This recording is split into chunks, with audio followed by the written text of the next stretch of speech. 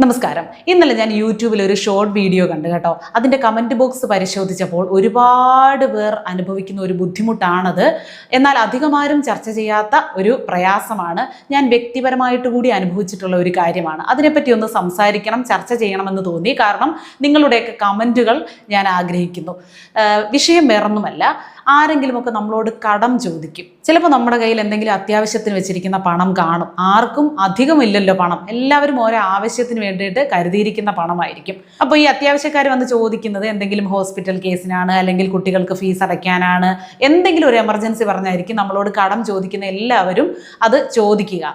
അതിനോടൊപ്പം തന്നെ അവരൊരു കാര്യം കൂടി പറയും, 2 ദിവസത്തിനകം അല്ലെങ്കിൽ മാക്സിമം 3 ദിവസത്തിനകം തിരിച്ചു തന്നിരിക്കും ഉറപ്പായിട്ട്. എനിക്ക് മറ്റവും കുറച്ച് പൈസ തരാനുണ്ട്, അവിടുന്ന് കുറച്ച് പൈസ കിട്ടാനുണ്ട്, ബാങ്കിൽ ഇന്ന പൈസ വരാനുണ്ട്, സർക്കാരിൽ നിന്ന് ഇത്ര ഇത് വരാനുണ്ട് എന്നൊക്കെ പറഞ്ഞ് നമ്മുടെ കയ്യിൽ നിന്ന് എങ്ങനെയെങ്കിലും പൈസ വാങ്ങിച്ചെടുക്കും.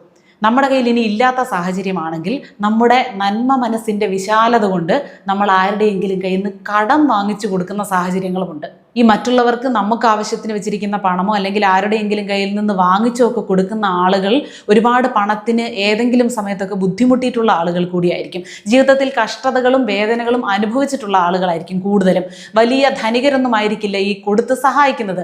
ചെറിയ തുകയാണെങ്കിലും ശരി, വലിയ തുകയാണെങ്കിലും നമ്മൾ വിചാരിക്കും എനിക്കിങ്ങനെ ഒരു ബുദ്ധിമുട്ട് വന്നപ്പോൾ ഞാൻ എത്ര പേരോട് കൈ നീട്ടിയതാണ്, അതുപോലൊരു അത്യാവശ്യമല്ലേ, ഒരു കൊച്ചിൻ്റെ കല്യാണക്കാര്യമല്ലേ, അല്ലെങ്കിൽ ഒരു ആശുപത്രി കാര്യമല്ലേ, ഒരു രോഗിയുടെ ആവശ്യമല്ലേ എന്നൊക്കെ കരുതി നമ്മൾ എങ്ങനെയെങ്കിലും കൊടുക്കും. കൊടുത്തു കഴിഞ്ഞാൽ ഈ പണം തിരികെ കിട്ടില്ല. ഈ പണം തിരികെ കിട്ടില്ല എന്നുള്ളത് മാത്രമല്ല പ്രശ്നം, പിന്നെ അവരുടെ ജീവിതത്തിലെ ഏറ്റവും വലിയ ശത്രു നമ്മളായിരിക്കും. ശത്രു എന്ന് പറഞ്ഞാൽ പിന്നെ നമ്മളെ പരമാവധി അവർ കാണാതിരിക്കാൻ ശ്രമിക്കും, നമ്മുടെ കോൾ എടുക്കാതിരിക്കാൻ ശ്രമിക്കും, അറിയാതെ പോലും നമ്മളെ ഒന്ന് വിളിക്കാതിരിക്കാൻ ശ്രമിക്കും.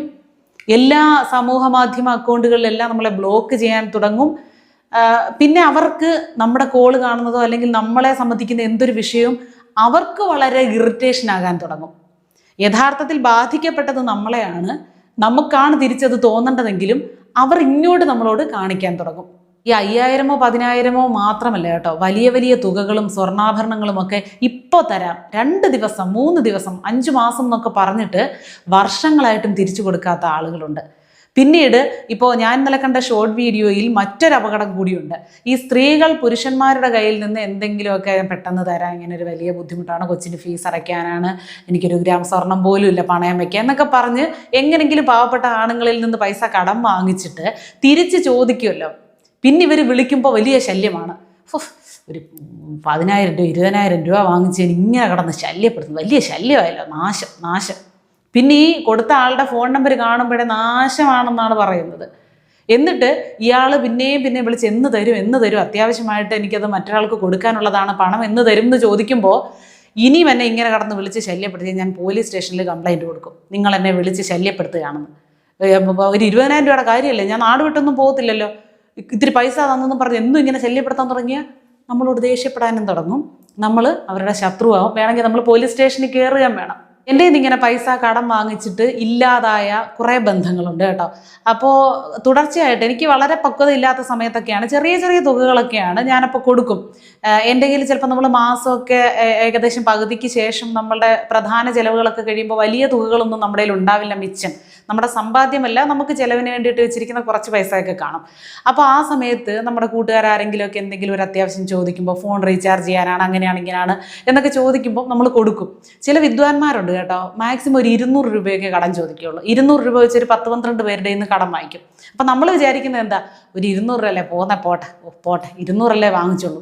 അങ്ങനെ കുറേ പേരുടെ കയ്യിൽ നിന്ന് വാങ്ങിക്കുന്നുണ്ടായിരിക്കും. ഈ ആള് പിന്നെ ഇയാളുടെ അഡ്രസ്സേ ഉണ്ടാവില്ല. ആ ബന്ധം ഇവരങ്ങ് നിർത്തുന്നതാണ്. ഇവരൊക്കെ എങ്ങനെ സമൂഹത്തിൽ തുടർന്ന് ജീവിക്കുമെന്നറിയില്ല. അപ്പോൾ ഒരു പക്വത എത്തിക്കഴിഞ്ഞിട്ട് എനിക്ക് തിരിച്ചറിവൊക്കെ വന്നു തുടങ്ങിക്കഴിഞ്ഞ് ഞാൻ ഒരു മനുഷ്യർക്കും കടം കൊടുത്തിട്ടില്ല. എനിക്ക് എത്ര വേണ്ടപ്പെട്ട ആളുകളാണെങ്കിലും എന്നോട് ചോദിച്ചാലും പണമുണ്ടെങ്കിലും കടം കൊടുക്കില്ല, വെറുതെ കൊടുക്കും. നമുക്ക് തിരിച്ച് കിട്ടില്ല എന്ന് വിചാരിച്ചുകൊണ്ട് നമുക്ക് വേണമെങ്കിൽ പണം കൊടുക്കാം. പക്ഷെ അവരെനിക്കത് കറക്റ്റ് സമയത്ത് തിരിച്ചു തരും. ആ കൊടുത്തതിന് എന്നോട് നന്ദിയുള്ളവരായിരിക്കും. ജീവിതകാലം മുഴുവൻ കടപ്പാടും സ്നേഹവും എന്നോട് കാണും എന്നൊന്നും വിചാരിച്ച് ആർക്കും 10 പൈസ കടം കൊടുക്കണ്ട. പണ്ടേ ഷേക്സ്പിയർ പറഞ്ഞിട്ടുണ്ട്, കടം വാങ്ങിക്കരുത്, കൊടുക്കരുത്. അത് കൃത്യമാണ്. ഞാനതിപ്പോൾ ഫോളോ ചെയ്യുന്ന ആളായതുകൊണ്ട് നല്ല സമാധാനമുണ്ട്. പരമാവധി നമുക്ക് കിട്ടുന്ന വരുമാനത്തിനുള്ളിൽ നിന്ന് നമ്മുടെ ചെലവുകൾ നോക്കുക. വ്യക്തികളുടെ കയ്യിൽ നിന്നും കടം വാങ്ങിക്കാതിരിക്കുക. പരമാവധി ലോണുകളൊന്നും എടുക്കരുത്. എങ്കിലും ബാങ്കുമായിട്ടൊക്കെ ഒരു ഇടപാടുണ്ടെങ്കിലും നമുക്ക് സമാധാനമുണ്ട്. വ്യക്തികളുമായി ഒരു ഇടപാട് നടത്താതിരിക്കുക. കടം വാങ്ങിച്ചു കഴിഞ്ഞാൽ പിന്നെ സമാധാനമേ ജീവിതത്തിൽ കാണില്ല. പിന്നെ സമ്പാദിക്കുന്നതിലൊന്നും ഒരു കാര്യമില്ല. ഒരു ദിവസം രാത്രി നമുക്ക് സ്വസ്ഥമായിട്ട് ഉറങ്ങാൻ പറ്റില്ല കടം ഉണ്ടെങ്കിൽ. കടം കൊടുത്തു കഴിഞ്ഞാൽ ആ ബന്ധവും നഷ്ടപ്പെടും, നമുക്ക് പണവും നഷ്ടപ്പെടും. പിന്നെ അവർ നമ്മളെങ്ങ് മറക്കും, ഈ പണവും മറക്കും. അവരിതൊന്നും ബാധിക്കില്ല. ആര്? നമ്മൾ കൊടുക്കുന്ന ആൾ. പക്ഷേ ഈ കൊടുത്ത നമ്മളിരുന്ന് നീറും.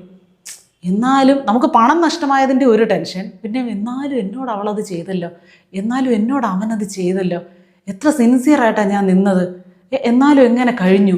ഇത് ചിന്തിച്ച് നമ്മുടെ മനസ്സ് ശരീരവും നശിക്കുകയും ചെയ്യും, നമ്മുടെ സമ്പത്ത് നഷ്ടപ്പെടും. പിന്നീട് നമ്മൾ ഓരോരുത്തരോട് ഇടപെടുമ്പോൾ നമുക്കൊരു ആത്മവിശ്വാസക്കുറവ്, മുൻവിധികൾ ഒരുപാട് വരും.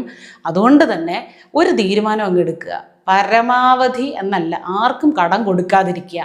ദാനം ചെയ്യാം കേട്ടോ. ഞാൻ ഒരു പാവപ്പെട്ട മനുഷ്യൻ റോഡിലിരിക്കുന്നു, ഒരു നേരത്തെ ആഹാരം കഴിക്കാതാ, 100 രൂപ വെച്ചോ, 50 രൂപ വെച്ചോ, ഒരു ചായ കുടിച്ചോ, വെറുതെ കൊടുക്കുക.